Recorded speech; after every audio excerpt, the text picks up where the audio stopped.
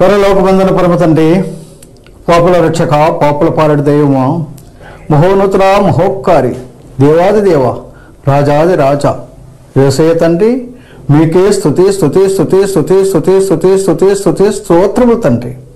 నేను పాపులను రక్షించట కొరకు తండ్రి, ఆ మోయలేని సులువును మీరు మోసి, ఆ సులువు మనపై రక్తము జాలలుగా కార్చి నేను పాపులను రక్షించారు కదా ప్రభా.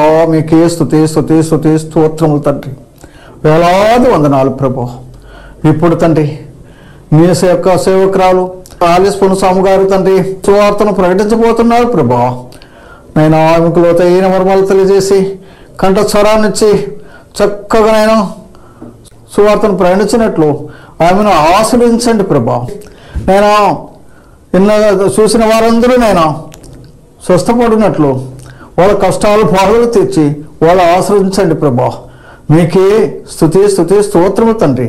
ఇప్పటివరకు మీరు పాపులందరినీ రక్షించిన కొరకు వేలాది వందనాలు ప్రభా. మీకే స్తుతి స్తుతి స్తుతి స్తోత్రాలు చెల్లించుకుని రానయ్యన్న యేసయ్య నామములో ప్రార్థిస్తున్నాము తండ్రి, ఆమేన్. ఫాస్టింగ్ ప్రేయర్ ఫెలోషిప్ తరపున దేవునికి స్తోత్రం. మీకందరికీ వందనాలు.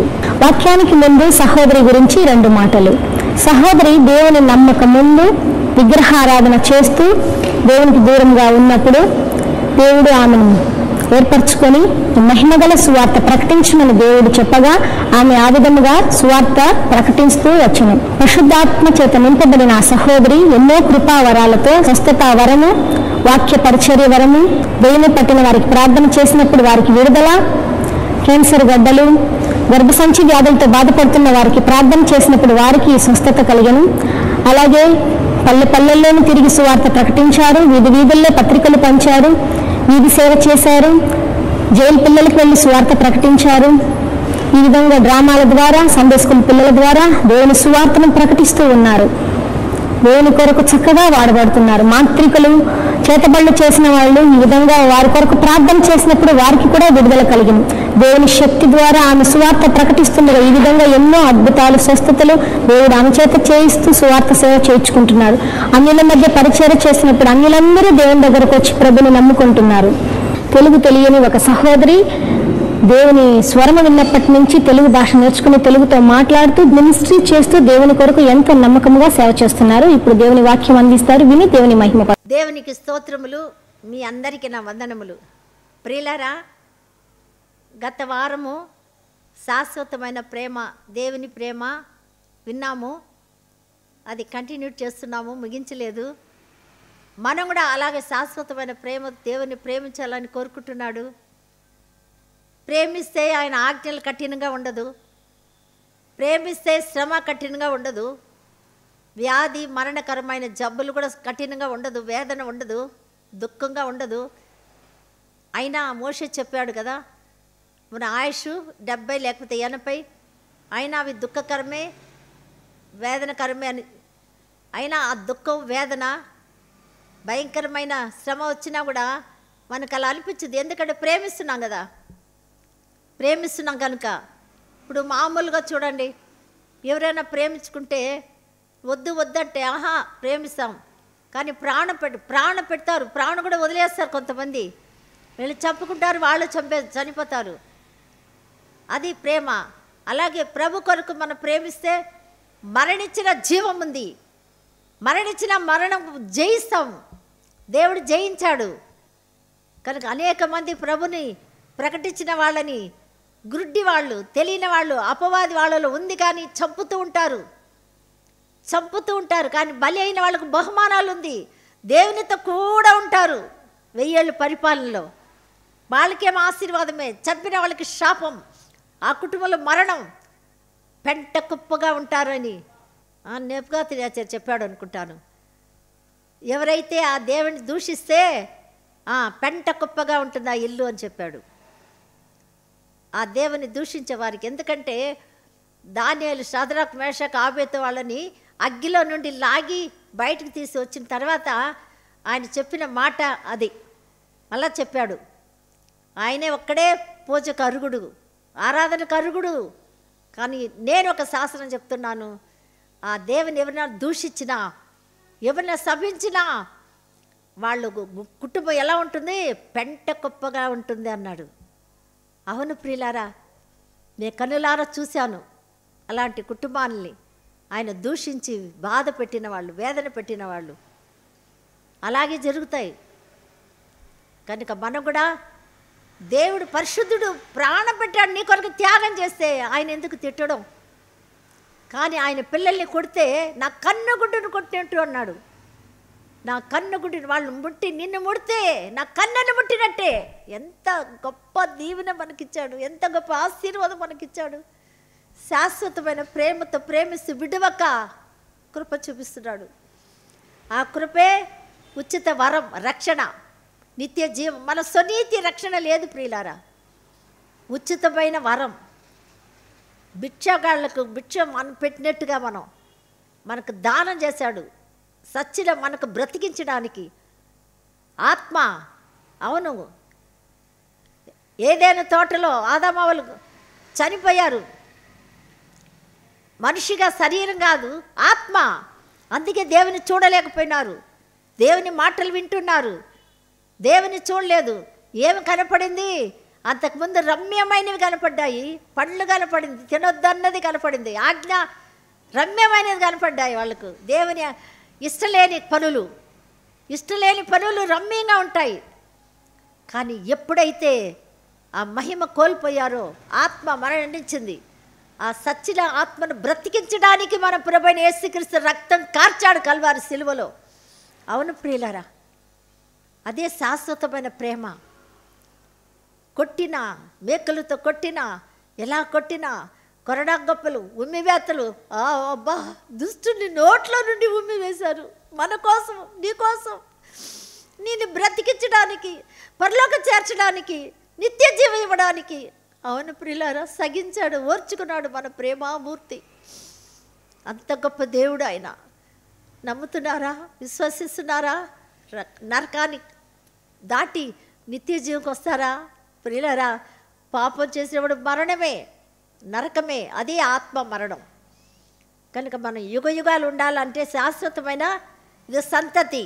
రెండోదిగా శాశ్వత సంతతి చూసాం. యేసుక్రీస్తు ప్రభువారే ఆ సంతతి. దావీదు కుమారుడా కాబట్టి దావీదుకు అబిగేలు మళ్ళీ పెళ్లి చేసుకున్నాడు. కనుక దావీదు కుమారుడా నన్ను కరుణించుమని కేకలు వేశాడు గుడ్డివాడు. మూడవదిగా కీర్తన గ్రంథము 119, 142, నీ నీతి శాశ్వతమైనది, నీ ధర్మశాస్త్రము కేవలము సత్యము. 144, నీ శాసనములు శాశ్వతమైన నీతి గలవి, నేను బ్రతుకున్నట్లు నాకు తెలివి దయచేయము. ప్రార్థన. నీ నీతి శాశ్వతమైనది. చూడండి మళ్ళీ, నీ ధర్మశాస్త్రము కేవలము సత్యము, శ్రమయు వేదనయు నన్ను పట్టి ఉన్నవి, అయినాను నీ ఆజ్ఞలు నాకు సంతోషము కలుగచేయుచున్నది. అబ్బా కదా, శాశ్వతమైన దేవుడు ప్రేమ, శాశ్వతమైన నీతి. నీ ధర్మశాస్త్రం కేవలం సత్యమే, కానీ శ్రమ వేదన నన్ను పట్టి ఉన్నా కూడా నీ ఆజ్ఞానికి ఎలా ఉంది? సంతోషము.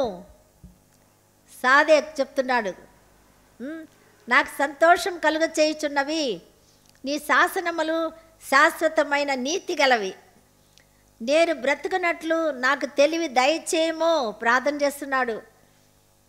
బ్రతుకున్నట్లు తెలివి కావాలి, జ్ఞానం. యేసుక్రీస్తే దేవుని శక్తి జ్ఞానమై ఉన్నాడు, దేవుని శక్తి జ్ఞానమై ఉన్నాడు. 1 కొరింథీయులకు రాసిన పత్రిక 1వ అధ్యాయం 24వ వచనములో ఉంది ప్రియులారా. దేవుని శక్తి, దేవుని జ్ఞానం యేసుక్రీస్తే. ఆయన జ్ఞానం, ఆయన శక్తి భూమి మీదకి దిగి వచ్చేసింది, వచ్చాడు యేసు ప్రభు. కనుక దేవుని యొక్క జ్ఞానం. అవును ప్రియులారా, అలాగా వివేకము కూడా, తెలివి. సామెతలు 2:6 ఉంది. ఆయన తెలివి జ్ఞానము ఆయన నాలుకలోనే ఉంది. ఇంకా ఆయన మనలో ఉంటే ఎంత ఆశీర్వాదం, ఎంత గొప్ప దీవెన. కనుక ప్రియులారా, మన నీతి శాశ్వతమైనది, ధర్మశాస్త్రం కేవలం సత్యము. ధర్మశాస్త్రము సత్యము, నేనే మార్గము సత్యము జీవము అని యేసుప్రభు పలికాడు. సత్యం ఎక్కడ ఉంది అక్కడ యేసుప్రభే ఉన్నాడు. సత్యములో ఉన్నావా? అది యేసుప్రభే నడిపిస్తున్నది. మీరు అనుకోవచ్చు సత్యములో ఏ మనిషి నడవలేడు. సత్యములో ఉన్నావంటే దేవుని కృప, దేవుని దయ, దేవుని కనికరం. అందరికీ యేసు ప్రభు, అందరికీ ప్రభువే. కనుక సత్యములో ఉన్నారంటే ఆయన యేసు ప్రభువే నడిపిస్తున్నాడని మనం చూస్తున్నాం ప్రియులారా. మరి అలాగా సత్యము నీతి గలది. సునీతి నిత్య రాజ్యానికి చేర్చదు. కనుక ధర్మశాస్త్రము సత్యమైనది, నీతి గలది అని మనం చూస్తున్నాం. నాలుగోదిగా సామెతలు 11:18 భక్తిహీనుని సంపాదన వానిని మోసము చేయును, నీతిని విత్తువాడు శాశ్వతమైన బహుమానము నొందును. నీతిని విత్తువాడు శాశ్వతమైన బహుమానము నొందుతాడు. చూడండి ఎంత దీవెన. నీతిని విత్తువాడు శాశ్వతమైన బహుమానము నొందును. మరి నీతిగా ఆయన ఆజ్ఞ అనుసరిస్తుంటే, సత్యములో ఉంటే జీతం ఇస్తానన్నాడు ప్రభు. నేను వచ్చినప్పుడు మీ క్రియకు జీతం ఇస్తాను, సత్క్రియలు. అందుకే ప్రియులారా బహుమానము నొందును. కనుక యథార్థమైన నీతి జీవదాయకము. హల్లెలూయా, స్తోత్రం. దుష్టక్రియలు విడవక చేయవాడు తన మరణానికే చేయును. దుష్టులు మోసం చేస్తారు. భయంకరమైన మోసం, దొంగతనము, అసూయ, కక్షలు, క్రోధాలు, రకరకాల అపవాది క్రియలే ఉంటాయి. వాళ్ళ దేవుడు లేడని కూడా చెప్పేస్తారు బుద్ధిహీనులు. కనుక ప్రియులారా దుష్టత్వం చేయవారు మరణానికే. అయితే నీతి విత్తువాడు శాశ్వతమైన బహుమానము పొందును. అలాగే యెషయా గ్రంథములో యెషయా 63:13 కూడా ఒక వాక్యం, చక్కటి వాక్యం ఉంది. మోషే కుడి చేతి వైపున మహిమగల తన బాహువును పోనిచ్చిన వాడేడి, తనకు శాశ్వతమైన ఖ్యాతి చేసుకొనుటకు వారు ముందర నీళ్లను విభజించిన వాడేడి, మైదానంలో గుర్రము పడని రీతిగా వారు పడకుండా అగాధ జలములలో నడిపించిన వాడు ఏడి అనుకొనిరి. అంటే శాశ్వతమైన ఖ్యాతి. మోషే తనలో తన పరిశుద్ధాత్మను ఉంచిన వాడేడి. మోషే కుడి చేతి వైపున మహిమగల తన బాహువును పోనిచ్చిన వాడేడి. చూసారా, మోషే నిలబడతాడు, ఆ బాహుని ఎవరు పంపుతాడు? దేవుడే, యేసుక్రీస్తు ప్రభువారే. ప్రవచనాలు ఇవన్నీ ప్రియులారా. కనుక ఖ్యాతి కలుగజేసుకుంటూ ఆయనే మనకు శాశ్వతమైన ఖ్యాతి ఇచ్చాడు. వారి ముందర నీళ్లను విభజించిన వాడేడి? దేవుడే. కర్రను పట్టంగా ఎర్ర సముద్రం చీలిపోయింది, వెండిన నేలలో నడిచిరి. కనుక దేవుడు అంత గొప్ప శాశ్వతమైన ఖ్యాతి, శాశ్వతమైన ప్రకాశమైన ఖ్యాతి ఇచ్చాడు ప్రియులారా. అలా మనం చూస్తున్నాము.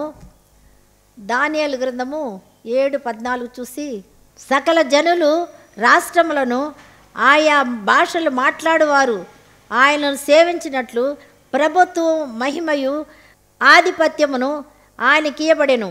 ఆయన ప్రభుత్వం శాశ్వతమైనది, అది ఎన్నటికీ తొలగిపోదు. ఆయన రాజ్యము ఎన్నడూ లయము కాదు. హల్లెలూయా, స్తోత్రం. ఈ రాజ్యము కొరకే మనము రక్షణ పొంది శ్రమ వచ్చినా, కష్టం వచ్చినా, వేదన వచ్చినా, ఏది వచ్చినా స్థిరంగా నిలబడ్డాము. ఈ లోకంలో ఇల్లు లేదని బాధపడకండి ప్రియులారా. ఈ రాజ్యము ఎంత గొప్ప రాజ్యం చూడండి, శాశ్వతమైనది ఈ రాజ్యము. అవును, ఆయన ప్రభుత్వం శాశ్వతమైన ప్రభుత్వం, ఆయన దేవుని యొక్క ప్రభుత్వం, ఆయన ఏలబోయే రాజ్యము శాశ్వతమైనది, అది ఎన్నటికీ తొలగిపోదు. ఇప్పుడు ఉండే ప్రభుత్వము ఈరోజు 5 ఏళ్ళు ఒకసారి మారుతూ ఉంటారు, కానీ అది మారదు. మనిషి మారడు. నిన్న నేడు ఏకరీతిగా ఉన్న దేవుడు యేసుక్రీస్తు ఒక్కడే రక్షకుడు, రాజాది రాజు. కనుక ప్రియులారా, మరి చక్కగా కీర్తన గ్రంథంలో కూడా 9వ అధ్యాయంలో ఆ మాట రాయబడింది. యెహోవా శాశ్వతమైన సింహాసనం ఆసీనుడై ఉన్నాడు. న్యాయము తీర్చుటకు ఆయన తన సింహాసనము స్థాపించి ఉన్నాడు. యెహోవే శాశ్వతమైన ఆసీనుడు కనుక రాజు అని కూడా యెర్మీయా గ్రంథంలో ఉంది. 10వ అధ్యాయము. యెహోవాయే నిజమైన దేవుడు, ఆయనే జీవము గల దేవుడు, సదాకాలం ఆయనే రాజు. 10వ వచనం 10:10 యెర్మీయా గ్రంథము 10:10లో ఆయనే రాజు, సదాకాలం నిలుచు రాజు. ఆయన ప్రభుత్వానికి అంతము లేదు, ఆయన రాజ్యానికి అంతము లేదు. అది పొందిన వారు తప్ప మరి ఎవరు ఏలరు. పరిశుద్ధులే 18వ వచనంలో మనం చూస్తాము. అయితే మహోన్నతిని పరిశుద్ధులే రాజ్యాధికారము నొందుదురు. ఆమేన్ ఆమేన్. వారి యుగ యుగములు యుగాంతముల వరకు రాజ్యమేలుదురు. ఇనుప దంతములు ఇత్తడి గోళ్లను గల ఆ 4వ జంతువు సంగతి ఏమైనదని నేను తెలుసుకొని కోరితిని. ప్రియులారా, ఇది ఏది కోరినా మనం పరిశుద్ధంగా జీవిస్తే చాలు కదా. సామెతలు 11:18 కూడా ఆ మాట మనం చూడొచ్చు. ఆయన రాజ్యము శాశ్వతమైన రాజ్యము, ప్రభుత్వము శాశ్వతమైనది అని మనం చూస్తూ ఉన్నాము. 11:18లో నీతి విత్తువాడు బహుమానం పొందుతాడు. ఏ బహుమానం? ఈ శాశ్వతమైన బహుమానం. తిమోతి 6:6లో 7వదిగా మనం చూస్తే ఈ బహుమానం, ఈ రాజ్యము యుగ యుగములు వరకు రాజ్యం ఏలుదురు. అలాగే దానియేలు 2:44లో కూడా ఒక చక్కటి వాక్యం ఉంది ఆ రాజ్యం గురించి. ఒకరితో ఒకరు పొసకయుందురు. ఆ రాజుల కాలంలో పరలోకమందున్న దేవుడు ఒక రాజ్యము స్థాపించును, దానికి ఎన్నటికీ నాశనం కలగదు. ఆ రాజ్యము దాన్ని పొందిన వారికే కాక మరి ఎవ్వరికి చెందదు. హల్లెలూయా. పొందిన వారు పొందుకోండి, ఇప్పుడే ఆ రాజ్యాన్ని పొందుకోండి. శాశ్వతమైన రాజ్యము, నశించిపోని రాజ్యము, అంతము లేని రాజ్యము, నలిగిపోదు, ఎప్పటికీ కాదు. ప్రియులారా, ఆ రాజ్యాన్ని ఇప్పుడే మనం పొందుకోవాలి. ఇదే అనుకూల సమయం. రేపు మంది కాదు, రేపు ఉంటామో లేదో తెలియదు. ఈరోజే రక్షణ దినము. ఈరోజే మన ఆ రాజ్యాన్ని పొందుకోవాలి, సొంతం చేసుకోవాలి. అవును ప్రియులారా, కొంతమంది ఏం చెప్తారు? ఆఫర్, ఇంతవరకు ఈ డేట్ వరకే ఆఫర్, మళ్ళీ లేదు అంటారు. కానీ పరలోక రాజ్యానికి వెళ్ళడానికి నేడే ఆ రాజ్యాన్ని సంపాదించుకొని చెందిన వారికి తప్ప, పొందిన వారు తప్ప మరి ఎవ్వరు వెళ్ళరు. మరి దానికంటే నిజంగానే ఒక రాజ్యము స్థాపించును, దానికెన్నటికి నాశనం కలగదు. ఆ రాజ్యము దాన్ని పొందిన వారికే కాక మరి ఎవ్వరికి చెందదు. అది ముందు చెప్పిన రాజ్యములన్నిటిని పగలగొట్టి నిర్మూలన చేయును, కానీ అది యుగముల వరకు నిలుచును. చూసారా ప్రియులారా, యుగ యుగాలు ఉంటుంది, యుగ యుగములు ఉంటుంది అని. ఈ రాజ్యం మనకు కావాలి, ప్రభుత్వం కావాలి. ప్రభుత్వం ఎన్నటికీ మారనిది. ఇలాంటి ప్రభుత్వంలో మనం ఉంటే ఎలా ఉంటామని తెలుసా ప్రియులారా? ఆ పరలోక రాజ్యానికి, ఆ ప్రభుత్వం దాని కొరకే దేవుడు రానై ఉన్నాడు. మన సిద్ధపాటు కలిగి ఉండాలి. తిమోతికి రాసిన మొదటి పత్రిక 6వ అధ్యాయము 16వ వచనంలో, సమీపరాని తేజస్సులో ఆయన మాత్రమే వసించుచు అమరత్వము గలవాడై ఉన్నాడు. మనుషులలో ఎవడను ఆయనను చూడలేదు, ఎవడను చూడనేరడు. ఆయనకు ఘనతయు శాశ్వతమైన ప్రభావము కలిగి ఉండునుగాక. ఆమేన్. శాశ్వతమైన ప్రభావం అంటే మహిమ. ఇప్పుడు ఉన్న మహిమ కంటే అత్యధికమైన మహిమ. ఆ చేరే వారికి నిజంగా ప్రియులారా అంత ఆశీర్వాదం దేవుడు మనకు అనుగ్రహిస్తాడు. కనుక మనము ఎవరికి ఇది చెందుతాయి అని మనం చూసినట్లయితే మనం చూస్తున్నాము. ఈ రాజు శాశ్వతమైన రాజు. మనం శాశ్వతంగా ప్రేమిస్తే ఆయన శాశ్వతంగా ప్రేమించిన బహుమానాలు మనం పొందుకుంటాం. ఆ ప్రభుత్వంలో తొలగిపోదు. ఈ ప్రభుత్వం యజమానుడు మరి నిజంగానే తొలగిపోడు. నిత్యం నిరంతరం ఉండే రాజు మన ప్రభుని యేసుక్రీస్తే ఆ రాజు. యెహోవాయే మానవ రూపంగా ఈ లోకానికి దిగి వచ్చాడు ప్రియులారా. కంటికి కనపడలేదు పాత నిబంధన కాలంలో, కానీ క్రీస్తు శకము యేసు ప్రభు శరీరంగా వచ్చి నన్ను చూచినవాడు తండ్రిని చూచి ఉన్నాడు అన్నాడు. హల్లెలూయా! ఎంత గొప్ప ఆశీర్వాదం. మళ్ళీ ఏం చెప్పాడు? వాక్యమే నేనే, వాక్యం శరీరధారిగా వచ్చాను. వాక్యాన్ని చదివేవాళ్ళు వాక్యంలో మాట్లాడుతుంటే దేవుడు మనకు ప్రత్యక్షం అవుతాడు. ఇదే రాజ్యం, పరలోక రాజ్యం, నిత్య రాజ్యం. ఈ మహిమను మనం పొందుకోవాలి. ఈ మహిమ పొందిన వాళ్ళే ఎత్తబడతాం. ఎత్తబడిన తర్వాత యుగ యుగములు రాజ్యం చేస్తాం. పరలోక రాజ్యంలో బహుమానం ఉంది, ప్రభుత్వంలో బహుమానం ఉంది. ప్రియులారా, ఇప్పుడు కూడా చాలామంది కదా స్కూళ్ళల్లో బహుమానాలు ఇస్తూ ఉంటారు, పరుగులు తీస్తుంటే. కానీ మంచి పేరు కూడా బహుమానాలు ఉంది. కనుక ప్రభువైన యేసుక్రీస్తు ప్రభువారు నిజమైన రాజు. ఆయన రాజ్యంలో మనం వెళ్ళాలంటే యుగ యుగములుండే రాజ్యం, శాశ్వతమైన రాజ్యం. యేసు రాజుగా వచ్చుచున్నాడు, భూలోకమంతా తెలుసుకుంటారు. రవి కోటి తేజుడు రమ్యమైన దేవుడు, రవి కోటి తేజుడు రమ్యమైన దేవుడు రారాజుగా వచ్చుచున్నాడు. యేసు రారాజుగా వచ్చుచున్నాడు, యేసు రాజుగా వచ్చుచున్నాడు. భూలోకమంతా తెలుసుకుంటారు. కనుక ప్రియులారా, మరి ఇప్పుడే యేసుక్రీస్తు రాజుగా కలువారి సిలువలో మన కొరకు బలియాగమయ్యాడు. చూడ నల్లని వాడుగా ఈ మనల్ని రాజుగా రాణిగా చేయడానికి ఇష్టపడ్డాడు. ఆ మహిమ మనకివ్వడానికి దిగి వచ్చిన ప్రేమామూర్తి. ఆ ప్రేమ పూర్ణ మనసుతో పూర్ణ హృదయంతో ఆయన ప్రేమించి ఆ లయము కాని రాజ్యాన్ని సంపాదించుకుందాం. బంగారు ఇల్లు ఆ పట్టణానికి మనం పోదాం. ప్రకటన 21:11 రాయబడింది. ఆయన ఎలా ప్రకాశంగా ఉంటాడో అలాగే ప్రకాశం మన మహిమతో ప్రభావంతో మనం ఉంటాం. ప్రియులారా, లోకానికి మీరే వెలుగు అన్నాడు. అప్పుడే వెలుగుగా ఉంటాం. భూమి మీదకి చంద్రుడు సూర్యుడు ఉండడు. ఆయన ప్రత్యక్షంగా వచ్చేటప్పుడు ఉండరు, అన్నీ లయమైపోతాయి. కానీ మనమే దేవుడే వెలుగుగా ప్రకాశించే జ్యోతులుగా ఈ భూమి మీద ప్రకాశిస్తున్నాం. అప్పుడు రొమ్ము కొట్టుకుంటారు, చాలామంది రొమ్ము కొట్టుకుంటారు, అయ్యో నమ్మలేదే చూడలేదే అని. అది ఇప్పుడే రొమ్ము కొట్టుకొని పశ్చాత్తాపడండి, ఆ రాజ్యాన్ని సంపాదించుకోండి, వెలుగుగా ఉండండి. దేవుడి కొద్ది వాక్యాన్ని దీవించును గాక. ఆమేన్. ప్రార్థించుకుందాం. పరిశుద్ధుడా పరిశుద్ధుడా పరిశుద్ధుడా నీకు వందనాలు, స్తోత్రం స్తోత్రం స్తోత్రం. ప్రేమామయడానికి స్తోత్రం, సర్వోన్నతుడా స్తోత్రం, నిజదేవుడానికి స్తోత్రం. నాయనా తనని మాట్లాడే దేవుడు అయ్యా, పునరుద్ధానుడు మృత్యుంజయుడు నీకు స్తోత్రములు. నాయనా విత్తిన వాక్యం నీరు కట్టి ఫలింప చేయండి. నాయనా ప్రభా, లయం కాని ప్రభుత్వములో మమ్మల్ని ఉంచండి. బహుమానం పొందే ప్రభుత్వం, నాయనా శ్రమ వచ్చినా కష్టం వచ్చినా ఆదుకునే ప్రభుత్వం. దేవాతల్లి శాశ్వతమైన ప్రేమతో మేము ప్రేమించుటకు సహాయం చేయండి. అటువంటి రాజ్యానికి మేము ఓటు వేయాలో ప్రభువా. నాయనా శాశ్వతమైన రాజ్యము ప్రభునికి స్తోత్రమయ్యా, స్తోత్రం స్తోత్రం. ఎవరికి నీ ఓటు అంటే యేసుక్రీస్తుకే నా ఓటు. అవును ప్రభా, అలాంటి కృప మాకు దయచేయండి. ఆత్మకు శాంతి ఉంటుంది, నెమ్మది ఉంటుంది, పరలోక రాజ్యం ఉంటుంది.